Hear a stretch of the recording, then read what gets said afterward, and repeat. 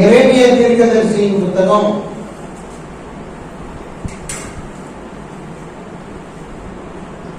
23ஆம் அதிகாரம் 29ஆம் வசனம். என் வார்த்தை அக்கினியை போலும்.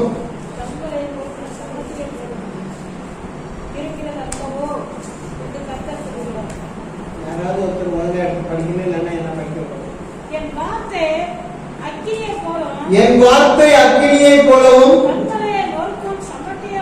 கண்மலையை நொறுக்கும் சம்பட்டியை போலவும் இருக்கிறது அல்லவோ. அல்லேலூயா என்று கர்த்தர் சொல்றார். சரி, இப்போ ஆண்டவருடைய வார்த்தை என்பது ரெண்டு வல்லமையை உடையது. ஒன்று அக்கினிமயமானது, அக்கினியை போன்றது. இன்னொன்று கண்மலையை நொறுக்கக்கூடிய சம்பட்டியை போன்றது. அல்லேலூயா, அல்லேலூயா. உத்தரப்பிரதேசத்துல காலார்கஞ்சி என்கிற ஒரு மாவட்டத்துல ஒரு குறிப்பிட்ட கிராமம். அந்த குறிப்பிட்ட கிராமத்து மக்கள் ஒரு ஏதாவது ஆத்திர அவசரத்துக்கு ஆஸ்பத்திரிக்கு வரணும்னா 56 கிலோமீட்டர் சுற்றி ஒரு மலை, அந்த மலை கண்மலை, அந்த 56 கிலோமீட்டரை சுற்றி என்ன செய்யணும்? ஆம்புலன்ஸ் வரணும். அதுக்குள்ள உயிர் போனாலும் போனதுதான், உள்ள போனதால் போனதுதான், செத்தாலும் செத்ததான், அப்படிதான் இருந்துச்சு. இவர்கள் வெள்ளைக்காரனுடைய காலத்திலிருந்தே எங்களுக்கு ஒரு வீடு, ரோடு வசதி செய்து கொடுங்கன்னு கேட்டு பார்த்தாங்க. அதுக்கு முந்தியிலிருந்தே கேட்டு பார்த்தாங்க. வெள்ளைக்காரன் சுதந்திரம் கொடுத்துட்டு போனதுக்கு பிறகும் அரசியல்வாதிகிட்ட கேட்டு பார்த்தாங்க. ஒருத்தர் என்ன செய்யல, ரோடு போட்டு கொடுக்கல. கேட்குதா எல்லாருக்கும்? ரோடு போட்டு கொடுக்கல. உடனே இவங்க அந்த கோரிக்கைகளை வச்சு பார்த்து அடுத்து போயிருந்தாங்க. அதுல தசரத் மஞ்சின்னு ஒரு மனுஷன், அவருடைய மனைவி தண்ணி எடுத்துக்கொண்டு ஒரு ஒத்தையடி பாதை வழியா அந்த மலையில ஷார்ட்டா ஏறி வர்றதுக்காக வரும்போது தவறி கீழே விழுந்து அடிபட்டு செத்து போறாங்க. அடிபட்டு செத்து போன உடனே எல்லாம் கவனிக்கிறீங்களா? தூக்கம் தான் எந்திரிச்சுங்க. அடிபட்டு செத்து போயிட்டாங்க. உடனே இவருக்கு மனசுல ரொம்ப வேதனை, தன்னுடைய மனைவி இழந்த சோகம். உடனே ஊர்ல இருக்கிற எல்லாரையும் கூப்பிட்டு வாங்க, நம்ம எல்லாம் சேர்ந்து நமக்கு நாமே ஒரு பாதையை உருவாக்குவோம். ஏன்னா அரசாங்கத்திட்ட சொல்லி பார்த்தோம், வெள்ளக்காரங்கிட்ட சொல்லி பார்த்தோம், யாரும் இதற்கு செவி கொடுக்கவில்லை. எனவே நமக்குரிய பாதையை நாமே சரி செய்வோம் என்று அவர் சொல்லி ஒரு கூட்டத்தை நடத்தி பார்த்தார். ஜனங்கள்லாம் என்ன சொன்னாங்கன்னா, யோ பெருசு, உனக்கெல்லாம் விவரம் இல்லையா, இதெல்லாம் நம்ம செய்யற வேலைன்னு நம்ம செய்ய முடியாது, நீ பாட்டுக்கு வேலையை பாரு, நாங்க பாட்டுக்கு என் வேலையை பார்க்கறோம்னு கிளம்பி போயிட்டாங்க. இவர் மனசுல ரொம்ப ஒரு ஆதங்கத்தை எடுத்துக்கொண்டு 2வது நாள் காலையில ஒரு சம்பட்டி எடுத்தார், ஒரு ஒளி எடுத்தார், முண்டாசு காட்டினார், சோத்துக்கு தனக்கான சோத்தையும் தண்ணி எடுத்துக்கிட்டார். ஒரு மலையின் ஒரு பகுதியில போய் உட்கார்ந்தார். அல்லேலூயா.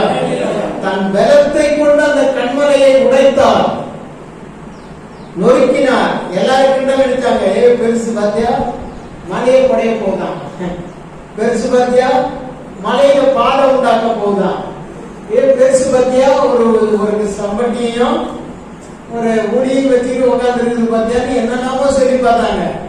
அவர் அந்த நேரம் முண்டாசம் கொஞ்சம் கீழே இறக்கிடுவார்.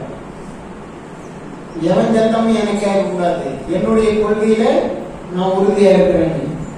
பலர் வந்து சொல்லி பார்த்தாங்க.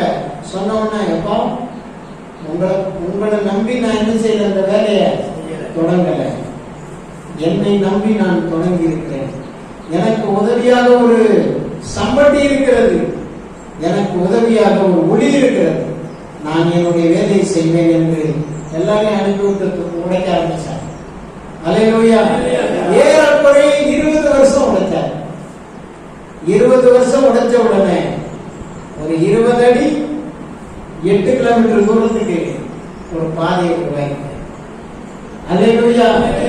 அந்த பாதை வழியா 56 கிலோமீட்டர் சுற்றி வரக்கூடியவர்கள் வெறும் 7 கிலோமீட்டர் 8 கிலோமீட்டர்ல மெயின் ரோட்டுக்கு வந்து ஆஸ்பத்திரிக்கு போறதுக்கான பாதைய ஒரே மனுஷன் அந்த சம்பட்டியையும் அந்த ஒளியையும் நம்பி ஜெயித்தான்.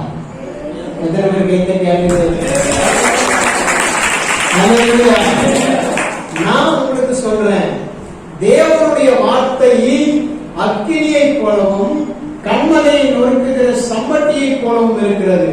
இந்த வார்த்தையை நீ எடுத்துக்கொண்டால், இந்த வார்த்தையை நீ நம்பினால், இந்த வார்த்தையை விசுவாசித்தால், இந்த வார்த்தையை பற்றி கொண்டால், இந்த வார்த்தையை எடுத்துக்கொண்டால், இந்த வார்த்தையை நம்பி ஒரு வேலையை தொடங்கலாம், நீ ஜெயமாக முடியும். அல்லேலூயா, நீ ஜெயமாக முடிக்கலாம்.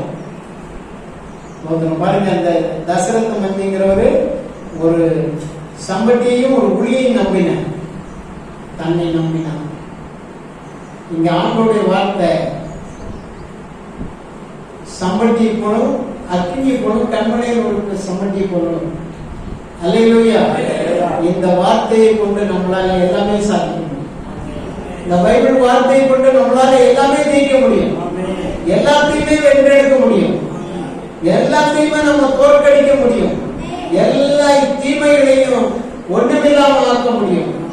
அல்லேலூயா, வறுமைகள், தரித்திரங்கள், நஷ்டங்கள், வீண்விரயங்களை ஒழித்து கட்ட முடியும். நம்முடைய வாழ்க்கையில் இருக்கிற பாவத்தை தகர்த்தெறிய முடியும். நம்முடைய வாழ்க்கையில் நம்மை அழுத்திக் கொண்டிருக்கிற சாபத்தை நொறுக்கி போட முடியும். எதை கொண்டு? தேவனுடைய வார்த்தை. அல்லேலூயா, அல்லேலூயா. அவர் வார்த்தையின் மேலே நான் சார்ந்திருப்பதா கவலை ஒன்று எனக்கு இல்லையே, என் தேவைகள் எல்லாம் அவர் பார்த்துக் கொள்வதா நான் கர்த்தருக்குள் மகிழ்ந்திருப்பேன். அவர் தோள்களின் மேலே நான் சார்ந்திருப்பதா கவலை ஒன்றும் எனக்கு இல்லையே, என் தேவைகள் எல்லாம் அவர் பார்த்துக் கொள்வதா நான் கர்த்தருக்குள் மகிழ்ந்திருப்பேனே. யெகோவா ஈரே என்ற தேவன் தேவைகள் யாவும் சந்திப்பீரே. யெகோவா ராப்பா என்ற தேவன் என்னாலும் சுகம் தருவீரே. அல்லேலூயா. தேவனுடைய வார்த்தையை நம்ம சார்ந்திருந்தா போதும், தேவனுடைய வேத வார்த்தைக்கு கட்டுப்பட்டு நடந்தா போதும், தேவனுடைய வார்த்தையை ஆவலோடு வாசித்தா போதும். அது நம்மளை சுகமாக்கும், அது நமக்கு பலன் தரும், அது நம்ம தைரியப்படுத்தும், அது நம்மளை உருவாக்கும், அது நம்மளை தூக்கி நிறுத்தும், அது நம்மளை தாங்கும், ஏந்தும், சுமக்கும், தப்புவிக்கும். அல்லேலூயா, அல்லேலூயா. அடுத்தது ஒரு வசனத்தை நாம படிக்க போறோம். எரேமியா 20:9 இங்க எழுதி இருக்கிறது, ஆனால் நான் அவரை பிரஸ்தாபம் பண்ணாமலும் இனி கர்த்தருடைய நாமத்தினாலே பேசாமலும் இருப்பேன் என்றேன். ஆனாலும் அவருடைய வார்த்தை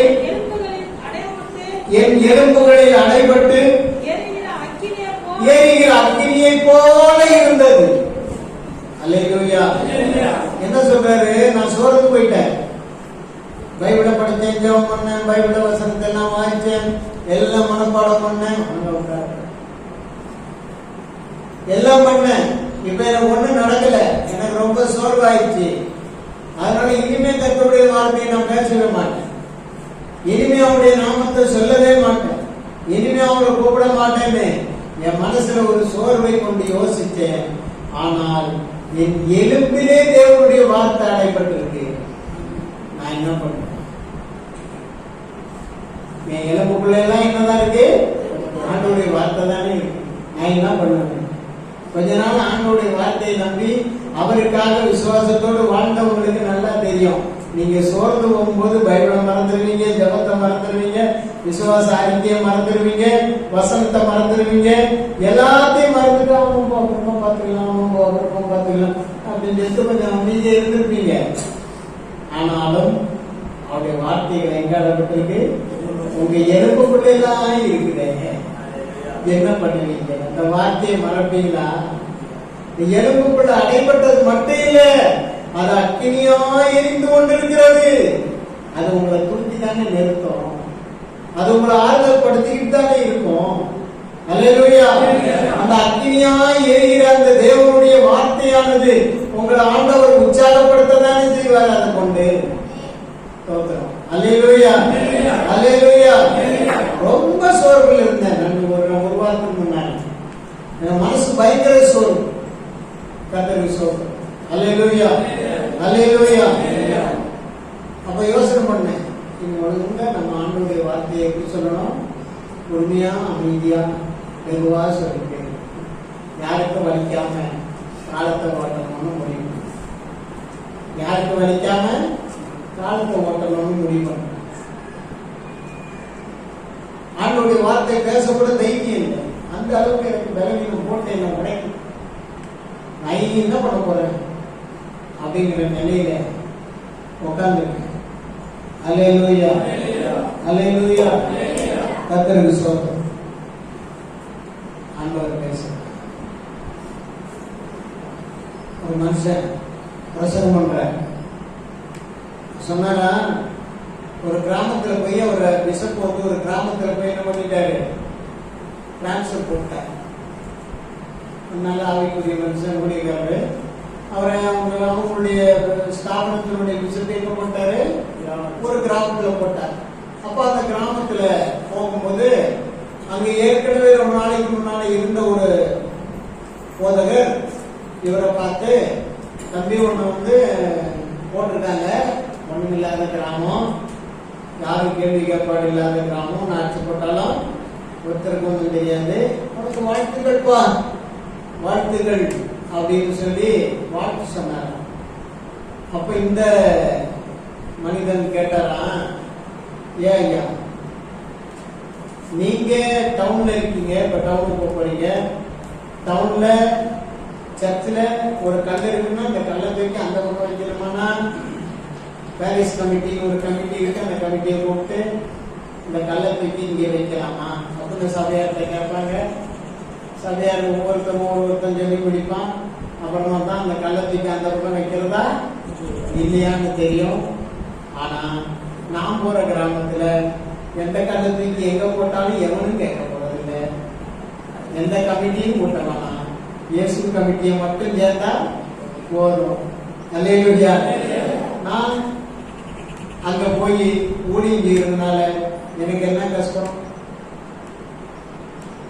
எத்தனையோ மிஷினரிகள் அங்கங்க போய் ஊழியம் செஞ்சு செத்தாங்களே, நான் அந்த கிராமத்துல சாவக்கூடாதா அப்படின்னு சொன்னோம்னா இவர் வாயை அடைச்சிட்டார். அல்லேலூயா. ஒரு வாயை அடைச்சிட்டார். அப்போ அவர் அங்கே போயிருக்கிறார். அவர் அங்கே போய் ஊழியத்தை செய்திருக்கிறார். யாராவது ஒருத்தருங்க போடுவாங்கல்ல அப்படின்னு.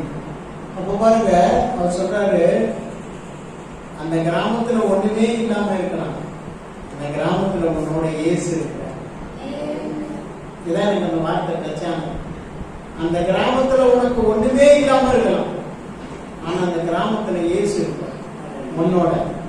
அந்த கிராமத்துல உனக்கு யாரும், அதாவது யாருக்கும் யாருக்கும் நீ தேவையில்லாம இருக்கலாம். சொல்ற புரியுதா? அந்த கிராமத்துல நீ யாருக்கும் தேவையில்லாதவனா இருக்கலாம், ஆனா இயேசுக்கு அந்த கிராமத்துல நீ தேவை. நான் சொல்றேன், இயேசுக்கு நீ அந்த கிராமத்துல தேவை. யாரும் இல்ல உனக்கு, அவர் உன்னோட இருக்கிறார். இரண்டாவது, யாருக்குமே நீ வேண்டாம், ஆனா உனக்கு ஒன்ன நீ இயேசுக்கு வேணும். ஆமென். அல்லேலூயா. இன்னைக்கு அநேக ஊழியக்காரருடைய வாழ்க்கை இப்படிதான். எங்கேயோ போய் மாட்டிக்கிட்டோம், எப்படியோ வந்து புகுந்துட்டோம், ஏதோ வந்து காட்டுல திசையில வந்து அடிச்சது மாதிரி வந்து இந்த பக்கம் விழுந்துட்டோம். அல்லேலூயா. சொல்ல மாட்டீங்க? அல்லேலூயா. உங்களுக்கு வேணா நான் தேவையில்லாதவனா இருக்கலாம், நான் இயேசுக்கு தேவை. அதே மாதிரி உங்களை நீங்க கொஞ்சம் இந்த இடத்துல வச்சு யோசனை பண்ணி பாருங்க. இந்த வசனத்தின் அடிப்படையில நீங்க யாருக்குமே தேவையில்லாத ஒரு ஆளை போல இருக்கலாம், ஆனா நீங்க இயேசுவுக்கு தேவை. எத்தனை பேர் புரிஞ்சுக்கிட்டாங்கன்னு சொல்றீங்க? அல்லேலூயா. நீங்க இயேசுவுக்கு தேவை. அதனாலதான் அந்த வார்த்தையை எலும்புல கொண்டு வந்து அடைச்சு வச்சிருக்கோம். ஏன்னா சதையில அடைச்சாக்கா தண்ணியா கீழே போயிடும். ஏன்னா நம்ம 72% தண்ணியினால உடம்பு, ஆனா உடம்பு இருக்கு. நமக்கு வார்த்தையை தண்ணியில அடைச்சு வச்சிருந்தா தண்ணி எங்க போயிடும்? இல்லை என்ன நீங்க எழுத்து வைக்கிறியா? எல்லாம் தண்ணி எங்க போயிடும்? சர்வடி யூரினுடைய போயிடும். சதையில அடைச்சு வச்சிருந்தா அப்படிதான். பிளஸ் சதை இருக்க, நம்ம சதை எப்படிப்பட்டது? தண்ணினால வெட்டி துண்டத்துக்கு வெயில போட்டோம்னா உப்பு கட்டம் ஆயிடும். அல்லேலூயா. மீன் செத்தா கருவாடு, நாம செத்தா பெரும்பூடு, ஒண்ணுமே இல்லை. இப்பதான் நம்ம சரீரத்துக்கு ஒரு விலை போட்டுருக்கான். முன்னால 3 ரூபா 40 காசு இருந்துச்சு, இப்ப 6 ரூபா 50 காசு ஆயிடும். எதுக்கு மதிப்பு? இந்த சரீரத்துக்கு மதிப்பு. அல்லேலூயா. அதனாலதான் ஏசப்பா எலும்புக்குள்ள கொண்டு போய் நம்ம வார்த்தையை அழைச்சு வச்சிருக்கோம். புரிஞ்சது ஒரே அழைத்தான் புரிஞ்சிருக்கோம். வயசான கடைக்கு தான் புரிஞ்சிருக்கு. அல்லேலூயா. நம்ம எலும்புக்குள்ளதே அவனுடைய வார்த்தை அடப்பட்டு போய் கிடக்கு. வெளியெடுத்தா நம்ம செத்து போயிடும். வெளியெடுத்தா எலும்புக்குள்ள என்ன இருக்கு? போன் மேரோ அப்படின்னு ஒண்ணு, இதெல்லாம் மச்சை சொல்லுவாங்கல்ல, அதை வெளியில எடுத்துட்டு என்ன ஆயிரும்? ஒண்ணுமே இல்லாம கீழே விழுந்துருவோம். ஆமென். ஆனா அது நிலத்தோட சேர்த்து நம்ம வார்த்தையை வச்சிருக்காரு, அவருடைய வார்த்தை. அதனால அந்த வசனத்தை திரும்ப படிக்க. எரேமியா 20:9. ஆதலால்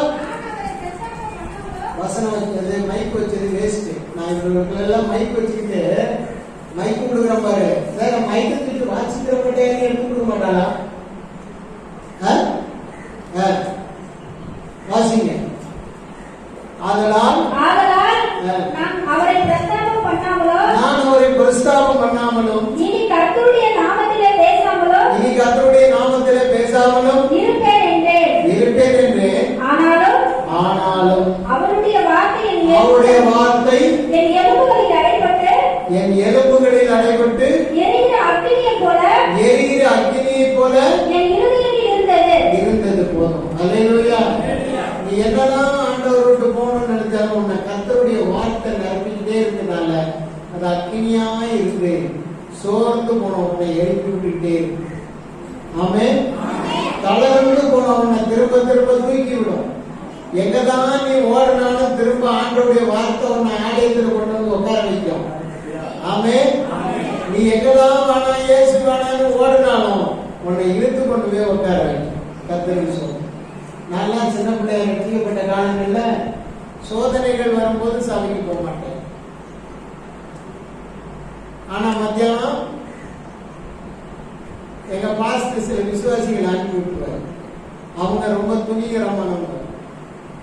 அவங்க தெருவுக்கு பேரை கேட்டாலும் பயப்படுவாங்க, அவங்க பேரை கேட்டாலும் பயப்படுவாங்க. அவங்க நேரம் வந்து சபையில கூந்துருவாங்க. பொம்பளை ஆம்பளை வந்து தம்பி ஏன் சபைக்கு வரல? எவன் கேட்பான்? தனியா இருக்கும்போது சொல்லுவாரு, நம்ம அந்த பொண்ணை வட்டிக்கணும் பொருவா எடுத்துருவேன். என் தம்பியை மனம் மாத்திட்டாங்க. என் தம்பி போய் அல்லடியான்றான். என்னன்னே தெரியல. இயேசுவையும் காணா, சிலுவையும் காணா. ஆனா இவங்க அல்லடியா கூடுறாங்க. இந்த கூட்டத்தை உதைக்கணும். இவங்க வந்து நம்ம வரைக்க முடியுமா? அல்லேலூயா. தைரியமா வந்து உள்ள வந்து சேர போட்டு உட்கார்ந்து பேசுவாங்க. என்ன தம்பி சோர்ந்து போகக்கூடாது, என்ன வந்துச்சு கஷ்டம், நாங்களாம் போடாத நிச்சயமா. இவர் பாசு பாம்பு கடிச்சு கஷ்டப்பட்டாரு. எங்க பாசு இவர் நான்லாம் வந்து ஊரை விட்டே ஒதுக்கி வச்சாங்க, கஷ்டப்பட்டாங்க. சாணியை கட்சி எங்க தலைமை கொடுக்குறாங்க. ஒன்னாள் பார்த்தா சாணியை கட்சி தலைமையில ஊத்த வரும்போது அவனுக்கு தலையில அவனுக்கு தலையிலேயே ஊத்த வந்தவன் தலையிலே தவறி விழுந்துச்சு. இப்படியெல்லாம் நடக்குதுப்பா. அதெல்லாம் ஒன்றும் பிரச்சனை இல்லை. ஏசப்பா உன்னோட இருக்கிறாரு. அப்படி இப்படின்னு சொல்லி உற்சாகப்படுத்தி கொடுத்துருப்போம். அதனாலதான் இன்னைக்கு நாங்க உங்களை உற்சாகப்படுத்தி. அப்ப தேவனுடைய வார்த்தை எப்படி இருக்கு? எலும்புகளிலே அடைபட்டு அக்கினியை போல இருதயத்திலே எரிந்து கொண்டு. அல்லேலூயா. தேவனுடைய வார்த்தையை தேவனுடைய வார்த்தையை அந்த வார்த்தையை பிடித்துக்கொள்ளும். அந்த வார்த்தையை பற்றி கொள்ளுங்க. அந்த வார்த்தையை நேசிங்க. அந்த வார்த்தையை அன்பு கூறுங்க. டெய்லி பைபிளை படிங்க. உற்சாகமா இருங்க. ஏசப்பாவுடைய வார்த்தைக்கு இடம் கொடுத்துக்கிட்டே இருங்க. ஏசப்பாவுடைய வார்த்தையை டெய்லி பெருதான் சொல்றேன். பைபிள் கஷ்டப்பட்டு வாங்கி கொடுக்குறோம். எனக்கு அது பிரச்சனை இல்லை. இப்ப கூட 2 பைபிள் கேட்டு கொடுத்துருவேன். ஆனா இந்த வார்த்தையின் மேல வாஞ்சை வந்து படிப்பீங்களா? அது உள்ள போய் அடையுமா? எலும்புக்குள்ள அடப்படுமா? நம்ம நடராஜையா சொல்றாரு, நான் படிச்சுட்டே இருக்கேன், டெய்லி படிச்சுட்டே இருக்கேன், நான் ஒண்ணுமே தான் விளங்க மாட்டேன். விளங்காது. கீழ்படித்தே தான் விளங்கும். அல்லேலூயா. சிலர் பைபிள் எப்படி படிக்க தெரியுமா?